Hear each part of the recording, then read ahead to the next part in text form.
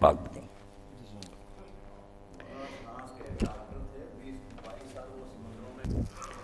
اعوذ باللہ من الشیطان الرجیم، بسم اللہ الرحمن الرحیم۔ نبی صلی اللہ علیہ وسلم، یہ حضرت انس رضی اللہ تعالیٰ عنہ سے بھی روایت ہے، حضرت ابو ہریرہ سے بھی ذرا خلاف الفاظ کا تھوڑا سا اختلاف۔ والذی نفسی بیدہ لا یکون احدکم مؤمنا حتی اکون احب الیہ من والدہ وولدہ والناس اجمعین۔ دوسری حدیث ہے، آپ کا ارشاد ہے کہ لا یکون احدکم مؤمنا حتی یکون ہواہ تبعا لما جئت بہ۔ پہلی حدیث کا آپ کے ارشاد جو ہے اس کا مطلب یہ ہے کہ تم میں سے اللہ تعالیٰ کی ذات کی قسم، اس خدا کی قسم جس کے ہاتھ میں میری جان ہے، نبی کریم صلی اللہ علیہ وسلم اس مقام پر تھے کہ ان کو کوئی قسم کھانے کی ضرورت نہیں تھی۔ ان کی ہر بات صادق و امین، تو جاہلیت کے دور میں بھی لوگ ان کو کہتے تھے۔ نبی ہونے کے بعد پھر اس کا کیا امکان تھا کہ ان کی بات میں کوئی شک کرنے کی گنجائش ہو، لیکن ایک بات پہ زور دینے کے لیے تاکہ لوگوں کو احساس ہو کہ یہ بات غیر معمولی ہے، کہ نبی جو قسم کھا رہے ہیں وہ یوں ہی نہیں کھا رہے ہیں، اس پہ زور دینے کے لیے، اس کو بالکل صحیح ہونے کے لیے اس کی، کہ تم میں سے کوئی شخص اس وقت تک صاحب ایمان نہیں ہو سکتا جب تک کہ میں اکون احب الیہ من والدہ، جب تک کہ اس کو مجھ سے، اپنے والد سے، اپنی اولاد سے اور ساری دنیا کے لوگوں سے زیادہ محبت نہ ہو۔ یعنی والد ہوتا ہے، اس کی سب سے زیادہ ہوتی ہے، انسان کو محبت کی وہ پرورش کرتا ہے، والد سے والدین یہاں مراد ہے، اور پھر اولاد سے زیادہ محبت ہوتی ہے، یہ والدین سے بھی بڑھ جاتی ہے جب بچے آتے ہیں تو، اور لوگ سارے ان سے مختلف تعلقات ہوتے ہیں، مختلف رشتے ہوتے ہیں، دوستیاں ہوتی ہیں، کئی طرح کے تعلق ہوتے ہیں۔ تو فرمایا ساری دنیا کے لوگوں سے اور اپنے والدین سے اور اپنی اولاد سے بڑھ کر جب تک اسے مجھ سے محبت نہ ہو تو وہ شخص ایماندار نہیں ہو سکتا۔ یہ ہے محبت کا اس حدیث میں ارشاد۔ دوسری حدیث میں یہ ارشاد ہے کہ اس وقت تک کوئی شخص ایماندار نہیں ہو سکتا جب تک کہ وہ اپنی خواہش نفس جو ہے اس کی، اس شریعت کی اور اس دین کے تابع نہ ہو جو میں لایا۔ یہ مقام ہے اطاعت کا۔ پہلی حدیث میں ارشاد ہے محبت کا کہ سب سے بڑھ کر محبت انہیں مجھ سے ہو۔ دوسری یہ حدیث میں ہے اطاعت کا کہ اس وقت تک مومن نہیں ہوگا جب تک کہ وہ شریعت اور اس دین کا متبع نہ ہو، اس کی پیروی نہ کرے جو میں لایا ہوں۔ اب دیکھیے نبی کریم صلی اللہ علیہ وسلم کے ان ارشادات پر نبی کریم صلی اللہ علیہ وسلم کے زمانے میں کس طرح سے اثر ہوا، لوگ کس طرح سے آپ کی جو ہے اتباع کرتے تھے اور آپ کے احکام کو مانتے تھے۔ یہ پچھلی صدی کے شروع کی بات ہے کہ امریکہ والوں نے آخر بہت سوچ بچار کے بعد جب یہ دیکھا کہ شراب کے بہت نقصانات ہو رہے ہیں، صحتیں خراب ہو رہی ہیں اور یہ ہے کہ اخلاق جو ہیں وہ بہت گر رہے ہیں، تو انہوں نے شراب کو حرام قرار دے دیا ان کے سمجھ۔ لیکن وہ شراب حرام، حالانکہ ان کے پاس وسائل تھے، ان کے پاس ایسے محکمے تھے جن کا کام یہ تھا کہ وہ شراب کو بننے سے روکیں، لوگوں کو شراب کے پینے سے روکیں، اور جو لوگ شراب پئیں ان کو سزا دینے کے لیے یہ تینوں محکمے موجود تھے۔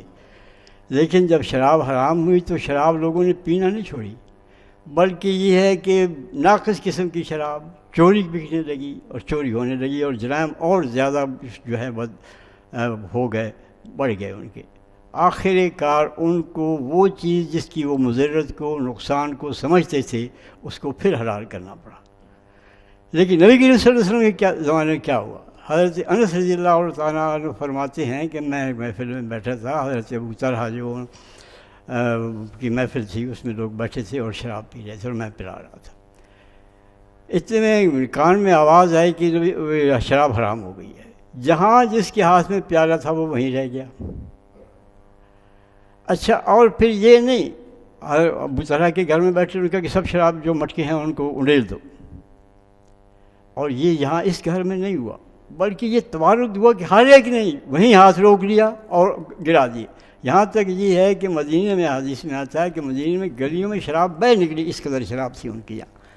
اب ہم یہ سوچا کرتے ہیں کسی کو نشہ اگر چھڑانا ہو تو اس کو کس طرح سے نشہ چھڑوائیں، اس کے لیے کوئی ہلکی قسم کا نشہ جو ہے یا اس کی تھوڑی تھوڑی سی خوراک دے کے اس کو دیتے ہیں تاکہ اس کا نشہ جو ہے چھوٹے. سگریٹ چھڑوانا ہو تو اچھا جی 5 سے 2 کر دو, 2 سے 1 کر دو, 1 سے آدھی کر دو, اس طرح سے چھڑواتے ہیں. ہیروئن کا بھی اسی طرح سے چھڑواتے ہیں نشہ. لیکن وہاں کیا ہے, صرف ایک حکم ہے. کسی نے یہ نہیں پوچھنے کی ضرورت محسوس کی کہ یہ جو منادی والا منادی کر رہا ہے یہ اپنی طرف سے کر رہا ہے یا نبی کریم صلی اللہ علیہ وسلم سے کر رہا ہے. یہ نہیں پوچھا جا کے کہ شراب کون سی جو کی حرام ہے یا انگور کی حرام ہے یا کھجور کی حرام ہے, کون سی شراب حرام ہے, یہ بھی کسی نے نہیں پوچھا. یہ بھی نہیں پوچھا کہ یا رسول اللہ اس کو ہم بیچ سکتے ہیں آگے, یہ دوسرے جو ہیں شراب پیتے ہیں لوگ جو مسلمان نہیں ہیں یہ ان کو بیچتے ہیں, ہم تو نہیں پیتے, ٹھیک ہے ہمارے لیے حرام ہے. اس کو بھی ضرورت محسوس نہیں, بلکہ آپ نے کہا ٹھیک ہے جب حرام ہو گئی اب کیا, گلیوں میں بہ گئی سر. اور اس توارد ہے, یہ لکھتے ہیں کہ توارد ہے, ہر شخص نے یہی سوچا کہ اب اس کو لے دو, اب اس سے کام نہیں لینا. یہ تھا نبی کریم صلی اللہ علیہ وسلم کے ارشادات کو, یہ محبت اطاعت.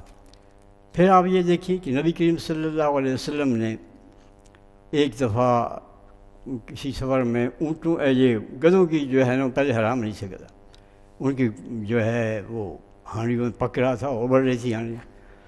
اعلان ہو گیا کہ گدھے کا جو گوشت ڈالے, ہانڈیاں پکی ہوئی ہیں اور ابل رہی ہیں لیکن سب نے لیے تھے. بات یہ ہے کہ اب یہ بھی ایک بات ہو سکتی تھی نہیں کہ جو پک گیا ہے جی یہ تو اب تیار ہے اس کو تو کھا لیں تو باقی آئندہ کے لیے نہیں کھائیں, لیکن یہ کسی نے نہیں سوچا, نہ کسی کے ذہن میں یہ خیال ہے. سب جو ہیں وہاں الٹ دی گئی. بعض اوقات ایسی چھوٹی چھوٹی باتیں جن کو کہ ہم آج چھوٹی سمجھتے ہیں, نبی کریم صلی اللہ علیہ وسلم اس میں کیا کرتے تھے اس زمانے میں. لوگ ایک دفعہ آپ نے دیکھا کہ لوگ جو ہیں وہ سفر میں جو ہیں مختلف جگہ ڈیرے لگا دیتے ہیں, کوئی یہاں پڑا ہوا ہے, کوئی کسی وادی میں ہو, کوئی کسی ہے. نبی کریم صلی اللہ علیہ وسلم نے فرمایا کہ یہ تمہارا منتشر ہو کر جو ڈیرے ڈالنا ہے انما ذالکم من الشیطان, یہ تو شیطانی فعل ہے. اس کے بعد جو صحابی فرماتے ہیں جو اس کے راوی ہیں وہ یہ کہتے ہیں کہ اس کے بعد جب بھی ہم نے کوئی سفر کیا تو ایسے اکٹھے ہو کے سوتے تھے کہ سب پر اگر ایک چادر تان دی جائے تو سب ایک چادر کے نیچے آ جائے. اس قدر جو تھا وہ ان کا گویا تھا. پھر آپ یہ دیکھیے کہ نبی کریم صلی اللہ علیہ وسلم نے جب یہ صورت آیت کی ہے جس میں یہ آتا ہے کہ وَلْيَضْرِبْنَ بِخُمُرِهِنَّ عَلَىٰ جُيُوبِهِنَّ, عورتوں کے لیے جو آیت ہے اس میں یہ حکم ہے یہ کریں اور یہ زینت اس طرح چھپائیں اور فلاں سے چھپائیں. وَلْيَضْرِبْنَ بِخُمُرِهِنَّ عَلَىٰ جُيُوبِهِنَّ, اپنے جیوب پر اپنے بالوں کو وہ اپنے دوپٹوں سے ڈھانک دیں. حضرت عائشہ رضی اللہ تعالیٰ عنہ کی روایت ہے کہ جہاں بھی کوئی جب انصار کے اور دوسرے لوگ جب گھروں میں گئے اور جہاں بھی جس نے گھر میں جا کے سنایا, جاہلیت میں دوپٹہ جو ہے یہ کوئی لازمی لباس نہیں تھا, یہ بلکہ یہ ہے کہ وہ ایک جوڑا سا بنا کے پیچھے سے ڈال دیتی تھیں اور اس طرح سے کوئی یہ جو اب ہم دیکھتے ہیں دوپٹے کی کہ چھاتی بھی سینے پہ یہ نہیں تھی. جو حضرات گھر میں گئے جس نے بھی اپنی ماؤں کو, بیٹوں کو, بہنوں کو سب کچھ اسی وقت جس کے پاس کمر پٹا تھا اس کو اٹھا لیا, جو چیز بھی اس کے ہاتھ میں اس نے سر پہ ڈال کے وہ دوپٹہ اوڑھ لیا. اور حضرت عائشہ کہتی ہیں کہ اگلے روز جب صبح کے وقت صبح کے وقت نماز کو پڑھنے میں جاتی تھیں عورتیں تو کوئی عورت ایسی نہیں تھی جس کے سر پر دوپٹہ نہ ہو.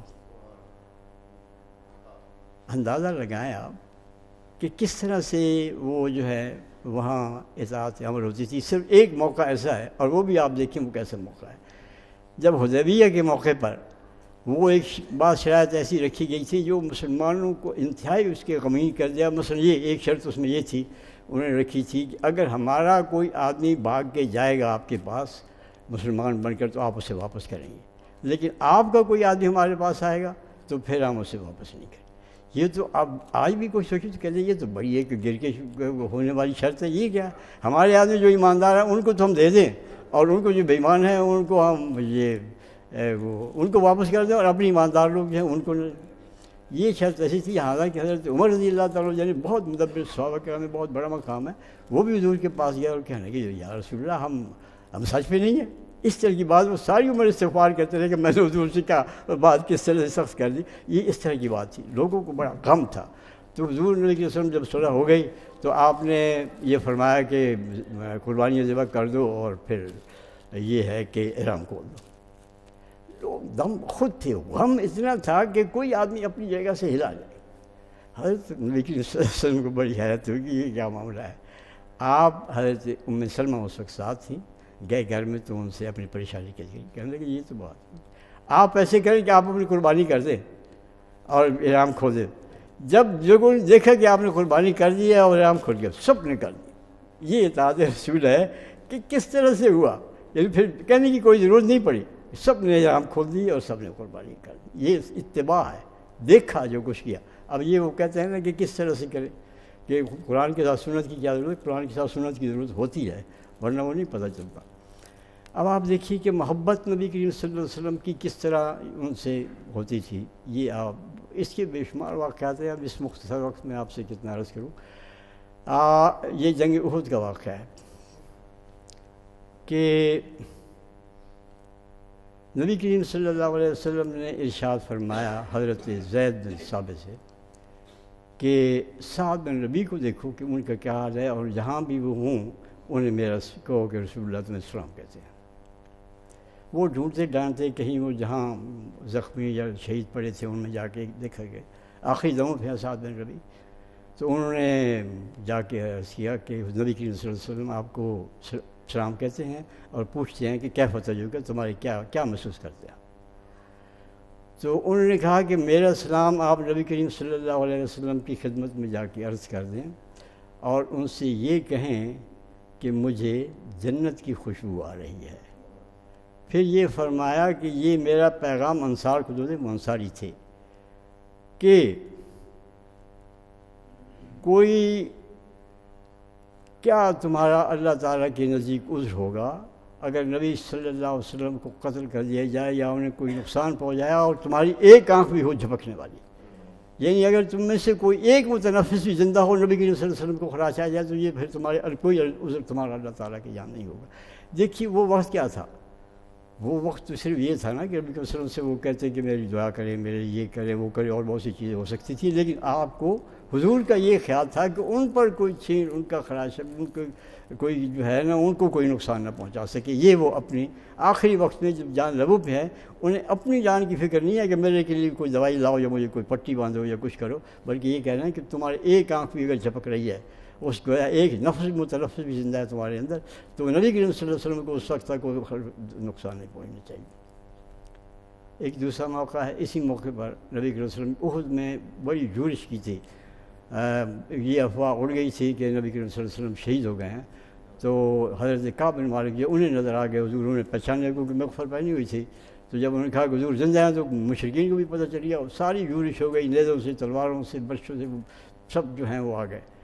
تو اب وہاں زیاد حضور نے فرمایا کہ کون ہے جو میری حفاظت کرے گا؟ حضرت زیاد بن ثقل 5 انصاری کے ساتھ کے ساتھ آ گیا ہے اور سب ان کی حفاظت کرتے ہوئے شہید ہو گئے۔ تو حضور نے فرمایا ابھی ان کی یعنی رمق باقی تھی، زیاد بن ثقل کو میرے پاس لے آئے۔ انہوں نے کیا کیا؟ ان کے سر جو ہے حضور کے پاؤں پر رکھ دیا۔ سوال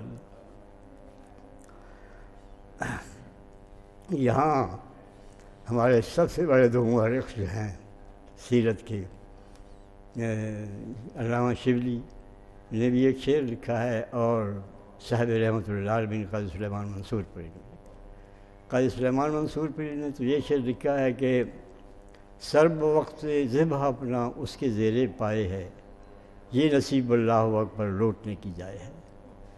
اور علامہ شبلی نے یہ شعر لکھا ہے کہ بچناز رفتہ باشد سے جہاں نے آزم اندے کہ بوقت جاس پردن تو درون دیدہ باش، کہ وہ نیاز مند جو دنیا سے اس ناز کے ساتھ اور اس فخر کے ساتھ رخصت ہو کہ مرتے وقت آپ اس کے سر پر پہنچ جائیں، کہ بوقت جان سے برتن بسرد رسیدہ باش۔ ایک نبی کریم صلی اللہ علیہ وسلم کی یہ بھی واقعہ ہے اسی کا، کہ یہ پہلے بھی یہاں اس کا ذکر آ چکا ہے کہ حضرت انس بن نضر جنگ میں تو کیا تھی، جا رہے تھے اپنے ہتھیار لے کے، دیکھا کہ صحابہ ان میں حضرت عمر رضی اللہ تعالیٰ عنہ بھی موجود ہیں، بیٹھے ہیں، ان سے کہ بیٹھے کیسے ہو؟ کہنے لگے کہ بیٹھے ایسے ہیں کہ حضور کا تو وہ تو شہادت پا گئے، اب ہم کیا کریں؟ کہنے لگے کہ جب حضور فوات پا چکے ہیں موتوا علی ما مات رسول اللہ صلی اللہ علیہ وسلم، تم بھی اسی چیز پر جانتے ہو تو پھر حضور نے جان دیجیے، بیٹھے کیا. تو اب یہ جب یہ بھی شہیدوں کے لڑتے لڑکے تھے، جب دیکھا ان کو تلاش کر کے ان کی جب لاش ملی تو اس میں 80 زخم تھے، اور ان کو کوئی پہچان ہی نہیں سکتا تھا کہ یہ چہرہ. اس میں زیزوں کے بھی زخم تھے، تلواروں کے بھی زخم تھے، کوئی پہچان نہیں سکتا تھا. ان کی بہن جو تھی انہوں نے ایک انگلی سے ان کو پہچانا کہ یہ ہے وہ. تو آپ اور خواتین نے جو کچھ کیا وہ تو اب وقت ہمارا ختم ہے، اس لیے صرف ایک بات عرض کر کے ختم کروں گا. وہ یہ ہے کہ احد میں یہ بات تو عام اڑ گئی تھی نا، یہ مدینہ میں بھی پہنچ گئی تھی یہ افواہ کہ نبی کریم صلی اللہ علیہ وسلم شہید ہو چکے ہیں، اور وہاں سے خواتین بھی آ گئی تھیں وہ زخمیوں کی کرنے کے لیے مرہم پٹی وغیرہ. تو ایک عفیفہ انصار کی، اور وہاں آ گئی ایک خاتون. وہ جو بھی آتا تھا اس سے پوچھتی تھیں کہ آپ کا نبی سے کہاں ہے. کوئی کہتا تھا آپ کا شوہر شہید ہے، یہ بھی خبر دی کسی نے ان کو خبر دی کہ آپ کا بیٹا جو ہے وہ شہید ہو گیا ہے. کسی یہ خبر دی کہ آپ کا بھائی جو ہے وہ شہید ہو گیا ہے. یہ خبریں آ رہی تھی. وہ کہتی تھی ہر بار کہ مجھے نبی کریم صلی اللہ علیہ وسلم کے بارے میں بتاؤ. تو لوگوں نے بتایا کہ وہ تو زندہ ہے. آپ نے فرمایا اس طرح سے نہیں، میں ہوں جب تک اپنی آنکھوں سے دیکھ نہیں لوں گی مجھے یقین ہے. جب لوگوں نے حضور کو پھر دکھایا کہ وہ دیکھو حضور جا رہے ہیں، تو انہوں نے زبان پہ کیا بات آئی، انہوں نے کہا کل مصیبت بعد کا جل. جب آپ زندہ ہیں تو پھر بیٹے بھائی شوہر سب بھی قربان ہو جائیں، کچھ نہیں. آپ زندہ ہیں تو کوئی مصیبت نہیں ہے. یہ آج میں اس لیے ایک خاص طور پہ موضوع ہے کہ یہ مہینہ جو ہے ربیع الاول کا، اس میں بڑے بڑے دعوے کیے جاتے ہیں. ان پہ پرکھیں آپ کو کہ ہماری محبت کے لحاظ سے ہم کس مقام پر کھڑے ہیں، اور اطاعت کے لحاظ سے ہم کس مقام پر کھڑے ہیں. آخر دعوانا